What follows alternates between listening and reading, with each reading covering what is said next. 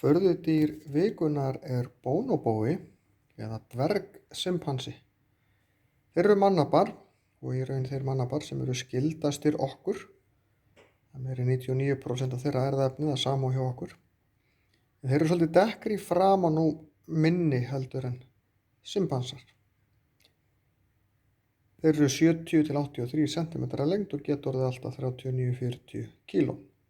Þeir eru aðallega plöntuætur en eiga það alveg til að veiða dýr og þeir lifa í nokkuð stórum hópum.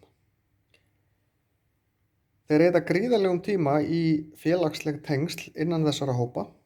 Þeir til dæmis gera mikið af því að snirta hvern annan og vera góðir við hvern annan. Þeir gera það líka með því að stunda kynlíf og eru einu dýrategundi sem gerir það svona sem skemmtun og tengslamyndun aðrir en menn. Ungarnir fylgja svo móður sinni alltaf 5 ár. En allir mannabar eru frekar lengi að ala upp sín afkvæmi því að það tekur heilan nokkuð langan tíma að þroskast því hann er almennt stærri hjá mannöpunum en öðrum tegundum að minnsta kosti sem hlutfall af stærð.